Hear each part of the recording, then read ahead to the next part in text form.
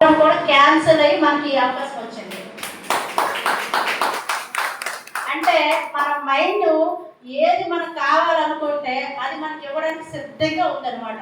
మనం అనుకోవడమే లేటు, కానీ అది ఎలా అయినా కూడా జరుగుతుంది. మనకి చాలా మీటింగ్లో చాలా మంది చెప్పేది ఏంటంటే మీరు అనుకోండి జరిగిపోద్ది, అనుకోండి జరిగిపోద్ది అని చెప్పేసి ప్రతి మీటింగ్లో కూడా సావుగా చెప్తూ ఉంటారు. కానీ మీరు ఫస్ట్లో అయితే కొంతమందికి డౌట్స్ ఉండి ఇది అనుకుంటే అయిపోద్దా, అలాగే ఈ లోకంలో అన్నీ కూడా అయిపోతాయి అని చెప్పేసి ఆలోచన పడతారు, నెగటివ్ థాట్. కానీ నేను ఎప్పుడైతే ఇప్పుడు 1 ఇయర్ క్రితం నుంచి అనుకోవడం స్టార్ట్ చేశాను, అనుకోవాలి ఇది నాకు కావాలి, కారు కావాలి, ఇల్లు కావాలి, డబ్బులు కావాలి, లైఫ్ స్టైల్ కావాలి, ఇవన్నీ కూడా నేను అనుకోవడం స్టార్ట్ చేశాను. కాబట్టి ఈరోజు ప్రతిదీ కూడా ఒకటి ఒకటి ఒకటి కూడా నాకు అనుకూలంగా మారుతుంది, ఒకటి ఒకటి కూడా నా చేతికి రావడం జరుగుతుంది.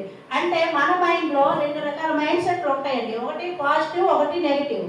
పాజిటివ్ మైండ్ సెట్ ఏమంటుందంటే మనం ఏదైతే అనుకుంటామో అదే మనకు తీసుకుంటుంది. కానీ నెగిటివ్ పాజిటివ్ ఉంటాయి కదా, మనం ఎక్కువసార్లు నెగిటివ్ అనుకుంటే మన మైండ్ నెగిటివే తీసుకుంటుందట. మనం ఎక్కువసార్లు పాజిటివ్ అనుకున్నాం అనుకోండి, మన మైండ్ పాజిటివే తీసుకుంటుంది. అది అవుతుందా అవ్వదా లాస్ట్ మూమెంట్ వరకు కూడా మనం పాజిటివ్తో ఉంటే నెగిటివ్లో ఉన్నది కూడా మనకి పాజిటివ్లో మారే అవకాశం ఉంటుంది.